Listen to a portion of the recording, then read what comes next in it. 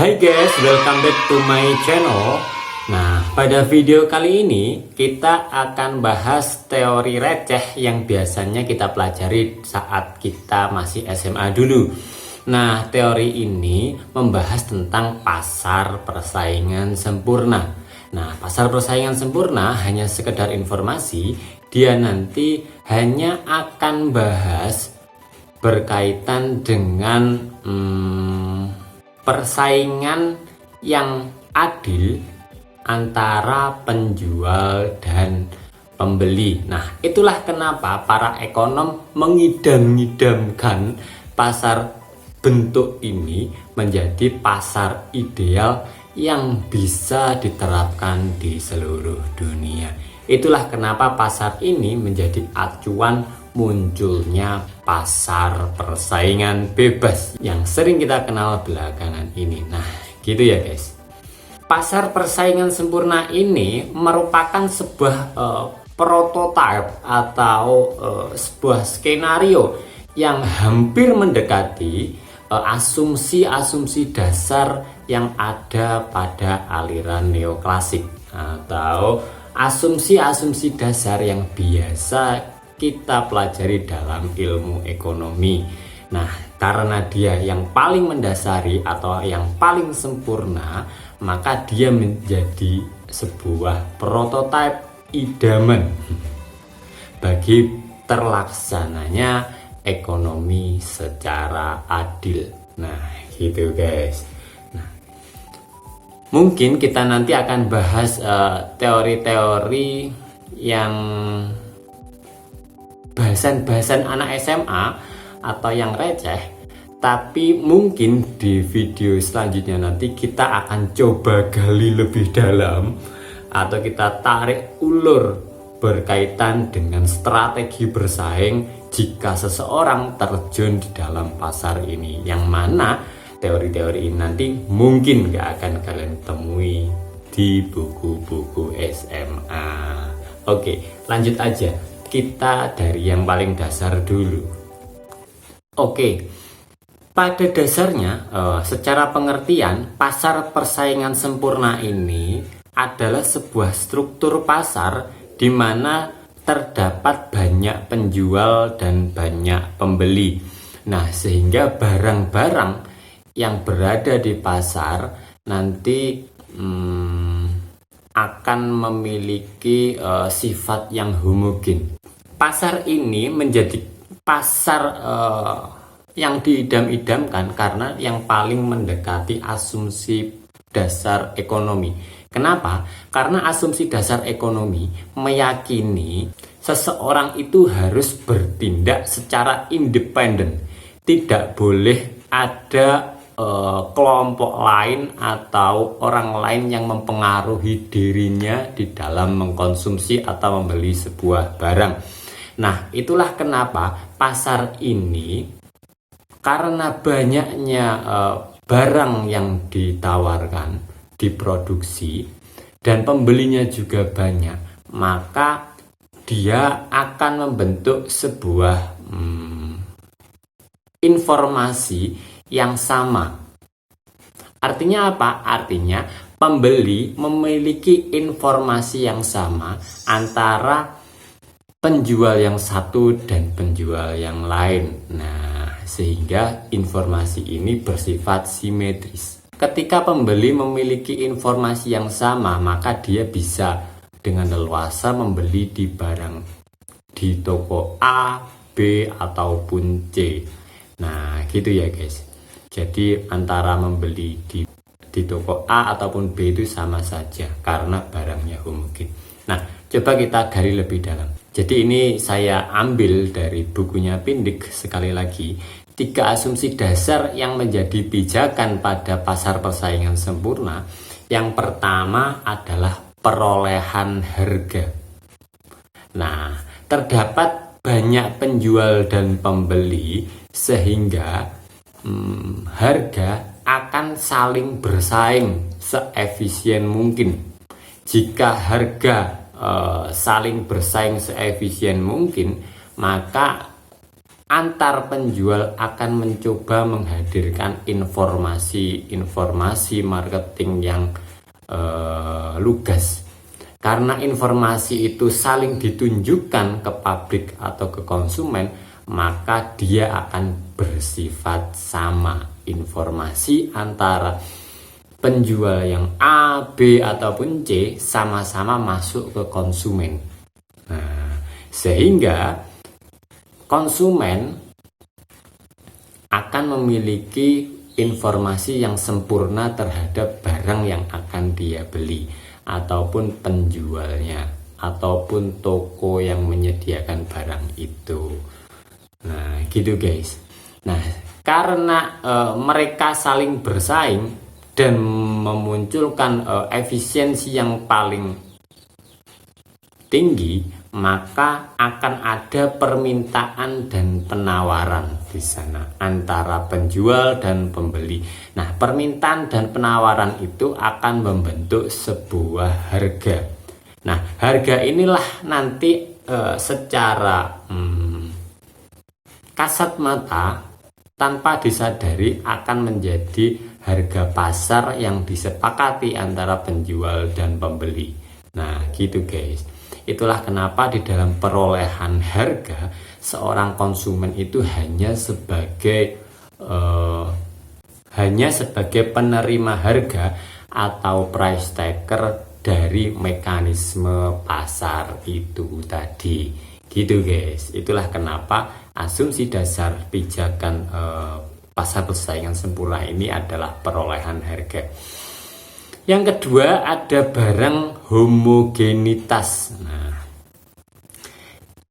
karena penjualnya banyak, barang yang ditawarkan serupa, akhirnya barang itu bisa disebut dengan istilah homogen.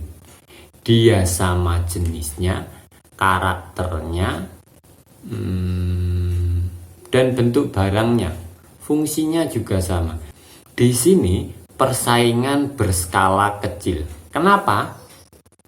Karena orang-orang yang terjun atau melakukan sebuah perdagangan pada barang-barang homogen, maka mereka harus menerima resiko dengan sebagai penerima harga.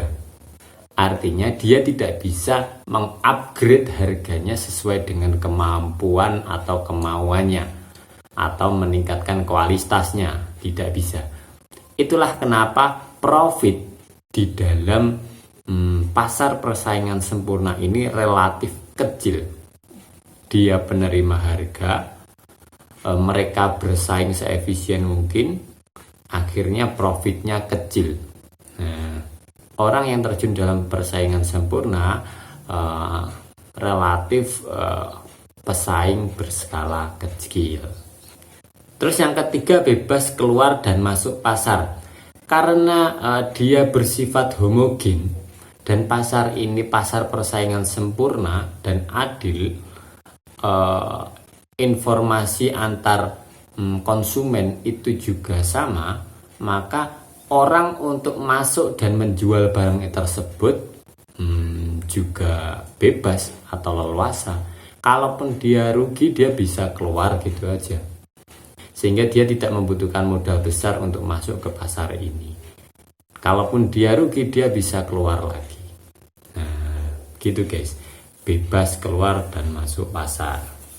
Nah, tadi kita sudah menyinggung homogenitas produk.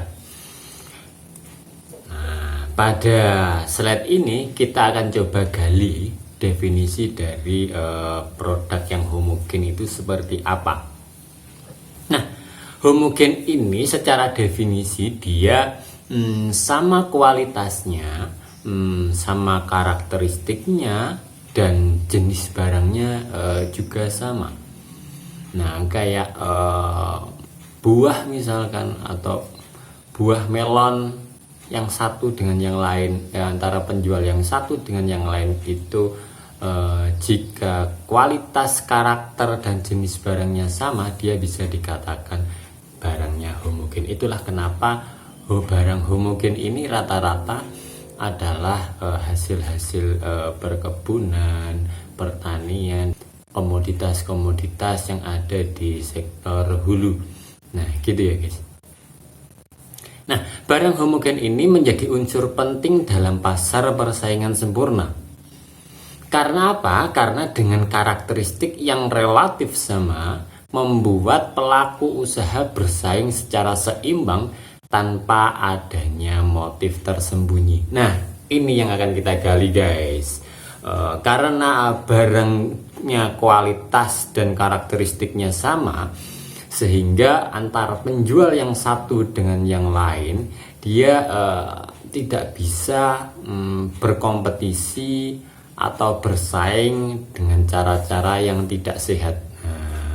Karena apa? Karena ya terbuka, jika konsumennya tahu maka dia langsung pindah ke produsen yang lain atau penjual yang lain. Karena apa tadi? Karena di dalam pasar persaingan sempurna, konsumen memiliki informasi yang sama antara produsen satu dengan produsen yang lain. Nah, singkatnya gitu. Nah, yang kedua ini ada barang heterogen. Secara definisi, barang heterogen ini beda kualitas, karakteristik, dan jenis barangnya, namun memiliki fungsi yang sama. Nah, kira-kira apa ya? Mungkin menurut kalian apa guys? Teh dengan kopi, atau kopi arabica dengan kopi robusta? Nah, kira-kira opsi A atau B ini yang dapat dikatakan barang heterogen. Nah, itu teka-teki untuk kalian. Nah, barang heterogen ini menjadi unsur penting dalam pasar persaingan tidak sempurna. Karena apa? Karena dengan perbedaan kualitas dan karakteristik membuat para pelaku usaha memiliki keunggulan yang tidak dimiliki oleh kompetitor. Sehingga dengan demikian persaingan dalam pasar tidak lagi seimbang. Karena setiap produsen memiliki keunggulan komparatif yang berbeda-beda. Nah, sekarang kita coba gali kelebihan dan kekurangnya. Di dalam pasar persaingan sempurna, kelebihannya, harga terbentuk dari mekanisme pasar. Nah, itu ya. Jadi harga terbentuk dari efisiensi mekanisme pasar antara permintaan dan penawaran, sehingga dia membentuk sebuah titik equilibrium atau titik keseimbangan pasar. Nah, titik keseimbangan ini adalah titik efisiensi, sehingga harga pasar itu selalu harga yang diinginkan oleh konsumen. Nah, gitu guys. Itulah kenapa konsumen di sini akan lebih diuntungkan jika pasar itu terbentuk atau memiliki struktur pasar persaingan sempurna. Nah, gitu guys. Selain itu, pemerintah atau pihak pelaku usaha, produsen, dia tidak dapat mengintervensi itu. Nah, karena apa? Karena dia tidak memiliki keunggulan komparatif, tidak memiliki keunggulan kualitas daripada kompetitor yang lain. Itulah yang membuat dia tidak bisa leluasa untuk menaikkan, mengupgrade harganya dengan agar keuntungannya banyak. Tidak bisa. Nah, itulah kenapa orang-orang yang terjun di dalam pasar ini dia adalah penerima harga atau price taker, gitu guys. Oke, yang kedua aja langsung. Tidak ada penguasa di pasar. Nah, tentu ya, karena harga ini terbentuk atas mekanisme pasar, sehingga tidak ada yang memiliki untung paling banyak dan tidak ada yang memiliki untung yang paling sedikit, sehingga mereka yang terjun di dalam pasar ini akan relatif sama. Nah, sehingga kesenjangan di sini tak terlalu tinggi. Itulah yang membuat orang-orang yang terjun di pasar persaingan sempurna, kekuatan antar produsen atau antar kompetitor itu ya relatif sama lah gitu. Nah, sekarang pertanyaannya, ketika mereka memiliki kekuatan yang sama, bagaimana cara mereka mendapatkan keuntungan yang lebih? Nah, itu teka-teki yang mungkin akan sulit dipecahkan jika tidak kita gali secara komprehensif. Nah, yang ketiga ini guys, tanpa campur tangan itu tadi ya. Jadi pemerintah tidak dapat mengintervensi pasar ini karena harga terbentuk berdasarkan mekanisme pasar. Selain itu tidak ada campur tangan dari pihak luar, lembaga sosial atau lembaga masyarakat atau pihak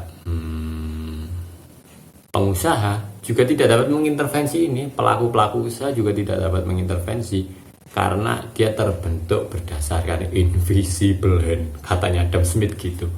Tangan yang tidak ketara yang membentuk sebuah keseimbangan, yang keseimbangan itu nanti akan mencapai sebuah efisiensi di dalam pasar. Oke, kita lanjut aja. Yang keempat ini adalah konsumen paling diuntungkan. Ya, karena itu tadi ya guys, karena tidak ada yang dapat mengupgrade harganya melebihi kompetitor-kompetitor yang lain, sehingga relatif keuntungan antara kompetitor yang satu dengan yang lain hampir mirip atau hampir sama. Itu yang membuat keuntungan mereka akan tertekan atau ditekan agar tidak terlalu banyak. Nah, gitu guys. Ketika efisiensi itu muncul dari mekanisme pasar, maka yang paling diuntungkan adalah konsumen. Nah, gitu. Terus yang kelima ini adalah munculnya efisiensi. Nah, itu tadi ya, karena adanya mekanisme pasar, mekanisme ini mengharuskan, menginginkan efisiensi proses produksi. Nah, ini yang akan membuat konsumen untung.